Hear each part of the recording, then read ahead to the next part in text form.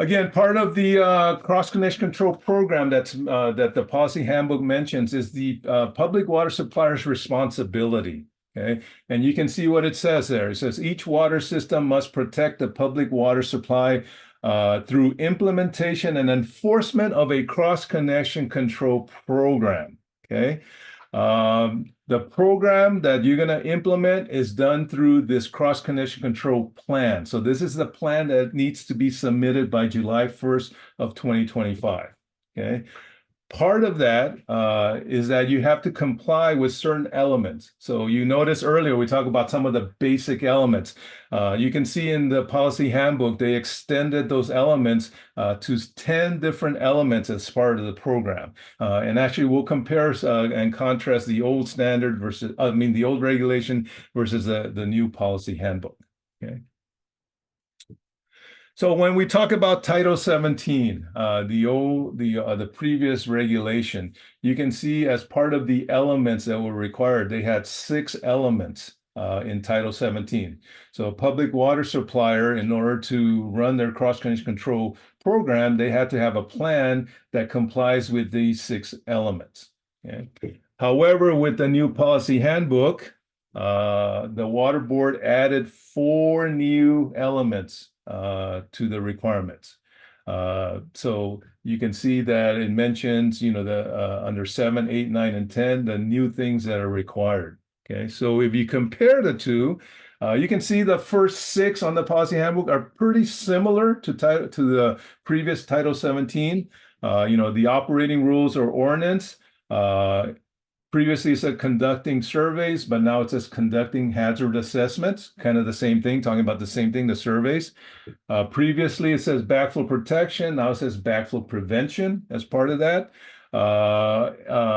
Talking about item 4, talking about one person trained in cross-connection control. Now they talk about this person being called a program coordinator, so they're going to detail that. Establishment of testing procedures, and these are field testing procedures for the backflow preventers. Same thing under the current policy handbook, under item 5, establishment of testing procedures. And also in previously talking about maintenance records, same thing with the new policy handbook talking about maintenance of records. Okay, the new things that were added, you can see the use of certified testers and specialists, and there's a certain requirement for that. Also, a way to respond to any backflow incident. So there has to be a process that each water supplier needs to have if there is a backflow incident. There's also a public outreach and education. So we talked about education and training as one of the basic elements. So talking about having that. So the public water supplier needs to have that as part of an element of their program. And then also local entity coordination. So working with different groups within your city, the fire department, all those kinds of things, and so forth. Okay. So again, when you compare and contrast, you can see pretty much the same basic elements, the first 6, and then there are 4 new ones that were added to that. Okay. So one of the things, as we mentioned, this cross-connection control plan that you as a water supplier need to submit. This was when the policy handbook came out, they said, hey, 1 year after the effective date. And as we said, the effective date was July 1st, 2024. So in July 1st of 2025, water systems need to submit their cross-connection control plan. Again, as we mentioned earlier, you can request an extension, but again, you have to have justification for that. Okay. Part of the way the Water Board is trying to help the water suppliers is that if you go again to their website, they do have templates that hopefully will help some of the water suppliers that are out there. So there are, for example, templates for small community water systems. What is defined as a small community water system is a water system that has under 200 services. Okay, so if your water system has less than 200 services, there is a template out there that could help you in regards to, completing your cross-connection control plan and submitting it by July 1st of 2025. So there is something out there that hopefully will help you in regards to that. Okay. One of the other things that's there as another template is there's a template for non-community systems.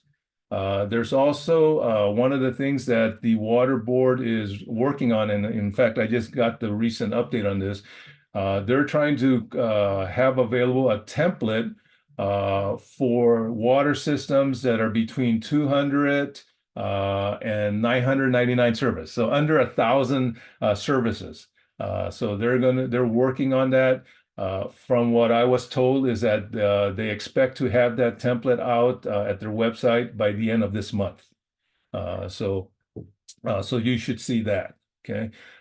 In regards to larger water systems, 1,000 services or more, Water Board is not going to put out a template for that. What the Water Board says, hey, those larger systems, work with other larger systems to develop a cross-connection control plan.